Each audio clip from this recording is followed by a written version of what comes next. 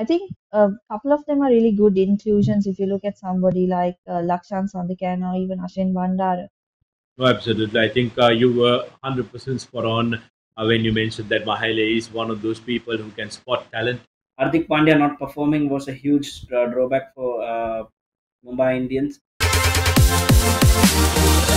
Hello and welcome to another episode of Around the Wickets, where we chat about everything that is cricket, both locally and internationally. And like you all know, we are inching ever so close to that all important World T20 World Cup, and it's going to be very, very interesting. And I think we are seeing a little bit of a preview of that with the IPL second leg happening in almost the same grounds. The World Cup will be happening, and to chat about all this, joining with me today as well is Estelle, Vasudevan, and Sharmeegan, Sridheran. Hi guys, how are you?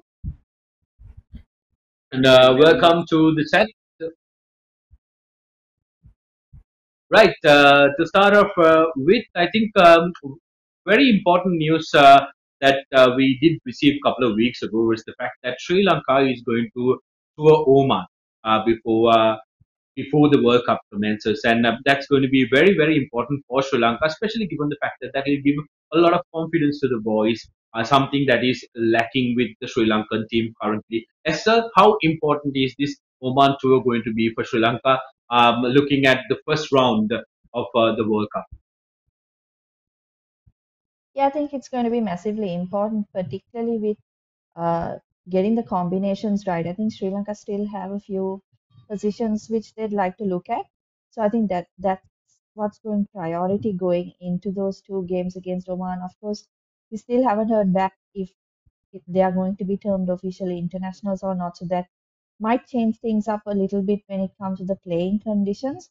I think overall the Sri Lankan management will be looking at trying to get their combinations right, at least for that first round of the World Cup, and also hoping that some of the guys who haven't been in that good form to get some runs under their belt and some of the bowlers to really get some rhythm going. So I think particularly eyes will be on the captain and vice captain Shanaka and Dhananjay De Silva, but also they'll be hoping for guys like Avishka Fernando, Bhanuka to get some runs under their belts, some time in the middle during those two games before they go into the official warm-ups organized by the ICC. Right now, after the global pandemic, some a feature that has come into all the sports that are currently happening globally and internationally is the bio bubble. It's something that the players have to do with. All the administrators have to work very hard at. We did have some bio bubble breaches, which has really really put Sri Lanka in a difficult situation, you could say. But Megan, let me ask you this question: Sri Lanka entered the 10th bio bubble within the 10th in the past 10 months. So during the past 10 months, they have been in a bio bubble for more than 228 days. That's almost 95% of the time they've been inside a bubble. You are a person who was in a, a, a, a sort of a bio bubble for SSA T20s. You were up there in Candy for more than 15 days. So tell us how difficult it is to be cooped up in one place. It's not like you can go out and have a coffee even. How important and how difficult is that, and a lot of people wouldn't know about the sacrifices the players have to make in a bio bubble. Try and enlighten us a little. Well, it will be answered comparing the 15 days to 228, but yeah, it is quite tough, Sudarshana, particularly when you are off a game and when you have to switch yourself on and off for games in between. That time is very crucial, and I think many players cope up with this. Usually, before this pandemic happens, they used to cope up with it, doing various other things like going out, getting a bit of fresh air, clearing their heads, switching off from the game. But now with this bio bubble environment, they don't have that option. They don't have the option of completely shutting the game away. So they will have to endure their successes and also the failures, especially failures when you have to come back from that. So I think this kind of a new bio bubble environment, which is a new normal, I think is more challenging to the players than what we see. It's challenging enough. It was already challenging enough knowing players being out at least 200 days a month, at least 200 days a year at least, or more, on road for tours. But they did stay away from their families, play a lot of cricket like that. But now it's not only being away from the family, it's also being confined to a certain space, and you can't go out of that. You know, that massive stress that we can't explain, because especially when you're a player who's out of form and trying to find some form, you have to think of on your feet, and you have to do a lot of, let's say, they have various mechanisms. Every player has various mechanisms of coping back and coming back from that failure. But now in this situation, they don't have that luxury to do whatever they want. They are restricted. And another point, key fact, is that you're gonna look at the same faces and stay there with the same set of people who you are facing day in and day out. They'll be there. They'll be there in the same success and failure both. So you have no other choice of totally disconnecting yourself from the game, and that I think is the massive drawback of a bio bubble for players, in players point of view, Sudarshan. Absolutely, that's an aspect of the game that we don't see straight away, isn't it? And something that the players have to contend with. And I really, really do hope that the authorities are looking into the mental health of the players, because that's very, very important as the physical health of the players. And it's reported that Vinod Bhanukar, Lakshan Sandakan, Pathum Nissank, and also Ramesh Mendis entered this bio bubble as extras, and they will start training with them. Estelle, do you see any changes out of the names that we mentioned who have been included in the squad, taking flight to Oman and then on to the World Cup?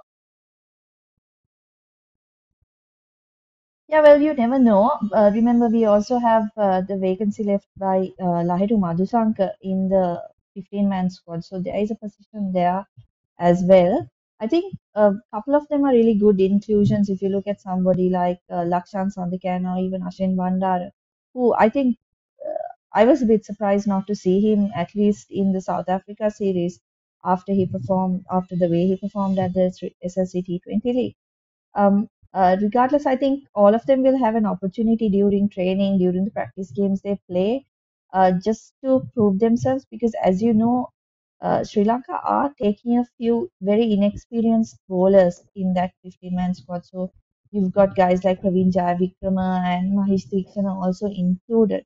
So I think someone like Lakshan Sandhu can remember, although he did get dropped after bad performance, that was a bad performance against in ODI cricket. So in T20I cricket, I don't think he has done much wrong. He is someone who does go for a lot of runs, but at the same time, he picks up wickets. So I think in that sense, he is a good option to have just in case there is something that Sri Lanka do need to make a change with. Um, I think the deadline is 10th of October to make whatever changes we need. But if there are injuries beyond that, also there is an opportunity to make a lot of changes. So, from the players' point of view, I think all of them now have the opportunity to really impress in training and show what they can offer the team, because I think both of you would agree when we say that there are still positions that aren't sealed in the Sri Lankan playing 11. I think that what will be most important in the coming couple weeks, like I mentioned, against Oman, and as well as to the intra squad training and matches that they do play. Absolutely. I think everyone will agree with the fact that there are plenty of places up for grabs in the Sri Lankan squad, and they are a very unsettled squad. And we would like to see some players put their hands up and take confidence from these inter-squad games, and also the Oman tour. Basically, Sri Lanka will play Oman on the 7th and the 9th of October, and that's going to be very, very important for Sri Lanka to try and make sure the timing is ideal as well, with 10th being the last day to make changes. So those two games will be very, very crucial to Sri Lanka's chances, and how Sri Lanka will decide on their final squad. Even news coming in from Oman is that they've recruited another Sri Lankan into their coaching ranks. Philip Mendes has been the godfather of cricket for Oman for a while now. Now Ruan Kalpage has joined the ranks. What are your thoughts on that? Do you think that will have a big effect on how Oman will perform in their debut tournament? I don't know if having one Kalpage as a consultant will help them so much, because there's only little you can do within a within such short span. But certainly there'll be a big effect on them in tactics point of view, as Juan Kalpage has worked with Sri Lanka in close quarters not very long ago, so he knows almost all these players, and there'll be tactical aspects which will be shared, and of course they'll be looking at playing to exploit those.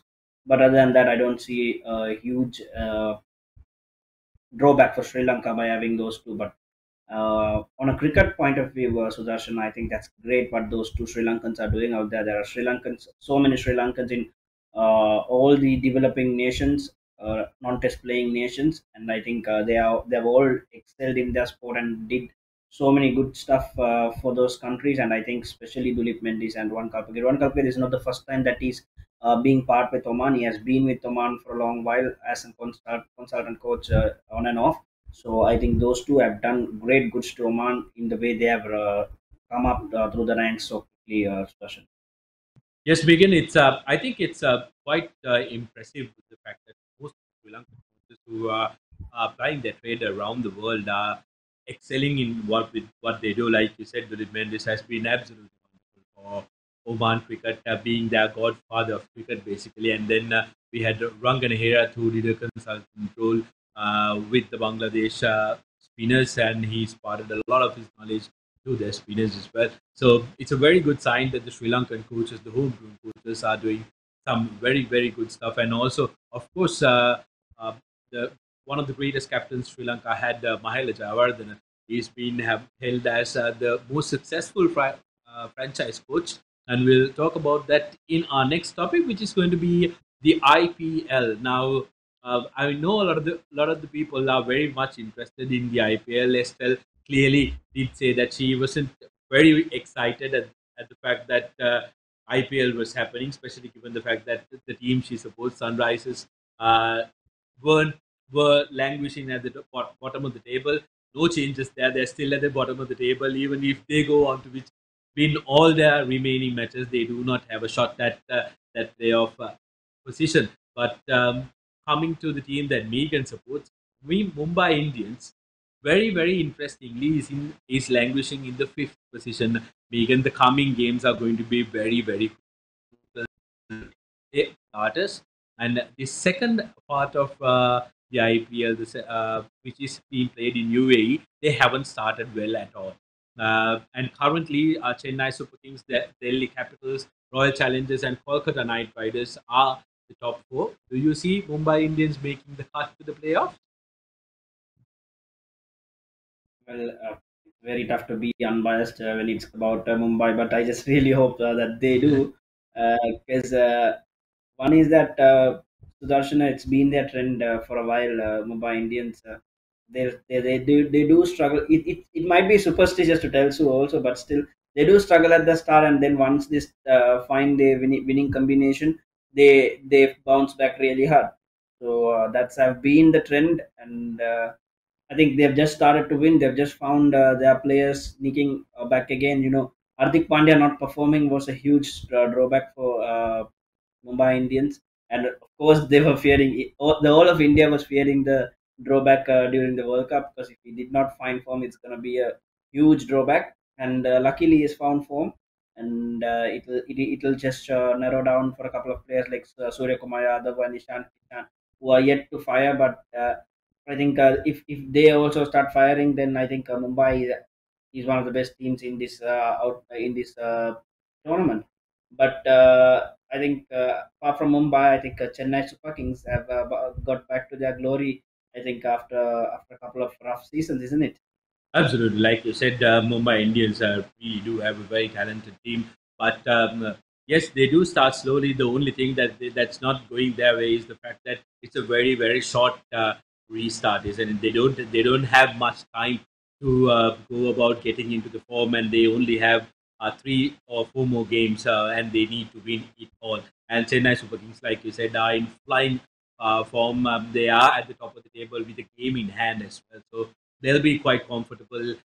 getting on to the playoffs. But what's going to be important is how you take the playoff on. And RCB also chasing their maiden title last season. Virat Kohli will be their captain. They'll want to make sure that they say farewell to their skipper with a title. And in the same team is Wanithu Hasaranga, Sri Lanka's representation in the IPL. Estelle, not everything went to plan with Vanidu. In the games he played, he wasn't up to the mark. First game, of course, he couldn't do much. There was only 98 runs to defend, and that would have brought a lot of memories of him playing in national colours for him as well, defending such a low total. And then came the next game. He was taken. He was basically taken to the cleaners. All the runs scored in his 4 overs. What are your thoughts on Vanidu's performance so far? Well, I think it was always going to be tough for him to kind of maintain a spot in that playing 11, particularly because they've got Chahal. So it was always going to be tough, and it would have needed a really good two performances for him uh, to ensure that he stayed in the playing 11.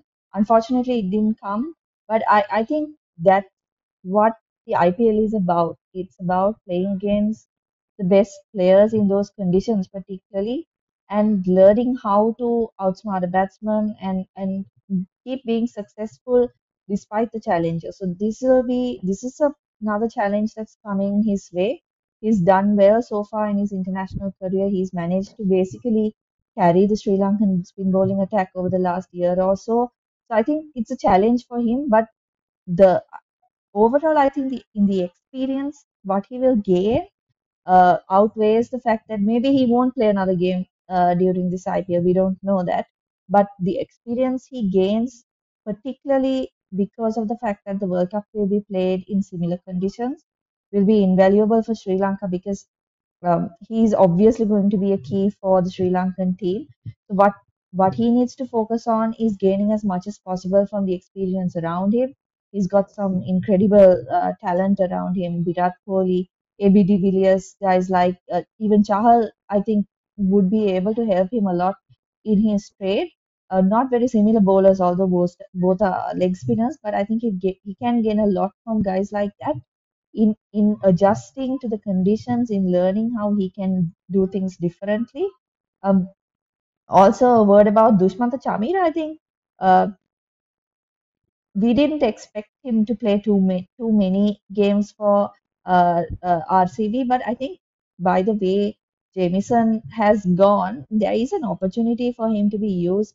I think if you look at the record for the pair over the last year, Chamira has a really good record in the power play and also in the death over. So I think Jamieson at the moment is holding the edge because he offers something with the bat, and that I mean, there's always a temptation in T20 cricket to play that guy who can get you some latter order runs, beg your pardon. But Shamira could be a really valuable option for Kohli and Co, particularly if someone like Jameson is not performing in those roles where they need him to.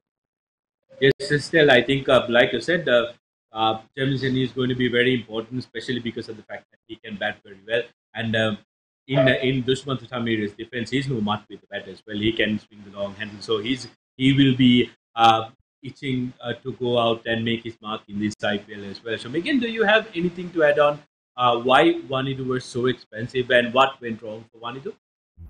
So what I feel, Sudarshana, is that Vanidu Asaranga's problem right now is that he's opting to bowl a little thing slower through the air than what he usually does. He usually touched around 90 kilometers per hour, 90 to 95 kilometers per hour. He was quick, and that in fact was a problem for a lot of people because when he came to Test arena, they were like wondering if he will be fit for Test or not because of the pace that he is bowling at. But I think that worked really well for him in T20s, and right now he's bowling way slow at around 83 kilometers to 85 kilometers per hour. And I don't know what the reason for that shift is, but in slower tracks, especially in slower tracks in Dubai, it's not working for him. Even his googly is having enough time for the batsman to rock to the back foot and slap him through mid wicket to evade the ball. only one or two ball that grips on the surface is being really dangerous of Vanidu Asaranga. So that I think is the main issue for Vanidu Asaranga, but I don't know what the reason is for him to be bowling in that kind of pace. But other than him, every other bowler I watched, every other leg spinner particularly I watched on IPL this season have bowled over 80, 88 kilometers. They have bowled at around close to 90 or over 90 kilometers per hour. So I think that is the main drawback I see in Vanidu, but I don't know what the reason is for him to drop that pace. Let's hope that someone will correct it for him, because we are watching IPL happening in Dubai, so we are waiting for World Cup also to be played in Dubai. So he'll need to get used to the pace in those tracks, because those are only gonna get worse. Those are only gonna get slower and slower and slower by the World Cup comes there. So I think he'll have to bowl a little bit quick. Very interesting observation from you, Megan. And I think it's going to be very important then that wanting to take a long, hard look at what went wrong for him in these couple of matches, and also make sure that he try and correct it as soon as possible, because he's going to be a very important aspect in the Sri Lankan camp when it comes to the World Cup. And talking about important aspects joining the World Cup camp for Sri Lanka, Mahela Jayawardena was announced as a consultant for the Sri Lankan team, and he will have a 7 day stint with the team from 16th to the 23rd. And also, more importantly, I think he's going to be part of the coaching staff, and he's going to be a mentor for the under 19 Sri Lankan team up to the World Cup. How important is this, Estelle? Because Mahela Jayawardena, as we all know, is a mega tactician, and he's proven himself as one of the most successful franchise coaches. And how much of him being involved in this junior setup and also the national setup will benefit the team. Yeah, of course, it's going to be a massive asset to the Sri Lankan national team in the short run for the World Cup. I think what he adds there is, of course, the knowledge regarding the conditions. He's going in straight after the IPL, so he will know how the pitches are going to play, what sort of attacks what sort of attacks will work, what type of way you need to go about your innings batting. I think all the huge what do you call strength of his is that he is someone who is able to identify how best to utilize resources on hand. So, as we've discussed, Sri Lanka has doesn't have one of the strongest squads in the tournament. So they will have to make do with what they have, and some of those players who have smaller roles to play, I think Mahela is the ideal kind of uh, consultant or person to have on hand to really strategize on how those guys who have smaller roles can really contribute to the team's cause. I think that was one of the key aspects of his success, even when he was the skipper of the Sri Lankan team, when he was a senior player of the team. That ability to make the most of what's on offer was a massive strength to him during that time. So I think that is one thing that he will really add to the team. The other thing is, of course, everybody respects him as a player and as and coach. So when he says something, I think a lot of younger players, particularly, will really sit up and listen because they know that he knows what he's talking about. So for the World Cup, he will be, I think, a really good addition to the coaching staff. Of course, Mickey Arthur and his plans will go ahead. I think Mahela's job is more to support that and to help with the strategizing part of things. In terms of the under 19 team, again, it would be a huge asset to those guys, the players who will be preparing for the World Cup. I think they'll need to really get as much knowledge as they can out of Mahela. I'm sure he'll be very generous with his time. So just to talk to him and understand how they want to, uh, get their games to the optimal level. I think that will be important, particularly at that age, to kind of understand what their game is, what kind of strengths they have, and how to work towards optimizing that. So, on the part of SLC, I think it's a really good appointment. It's something that Sri Lanka cricket, especially at the junior levels, really needs. So, really hope that he can make a difference in the senior setup as well, although it's only a week that he'll be spending with the players. No, absolutely. I think you were 100% spot on when you mentioned that Mahela is one of those people who can spot talent. He single handedly made a net bowler who was Sakila Dhananjaya an international phenomena. And I think he will be able to try and spot the talent, make sure that he finds a way where Sri Lanka can make the most of that talent in order to make sure that we go as far as we can in the World Cup. And with that, I think we've come to the end of our segment. It's been an absolute pleasure speaking with you all about the game we love and breathe. And we hope that come next week we will have more information to give you about a lot of different aspects of cricket and hopefully I think there is something brewing with women's cricket in Sri Lanka. Estelle has been one of the most vocal people to make sure that women's cricket is not forgotten, and hopefully we will be able to give you that information come next week. So thank you very much for joining for the chat today, Estelle and Sharmeegan. We'll see you next week. There you go. That is the end of Around the Wickets for this week. It's been an absolute pleasure, like I said, having a chat with Estelle and Sharmeegan. And again, next week we expect you to be on our YouTube as well as on www.thepapare.com, where we will chat about everything that is cricket. Thank you so much for joining Around the Wickets. Until next time, I'm Sudarshan Pedis for the Papare. Type sports and send to 678 to register. 30 rupees per month. Conditions apply.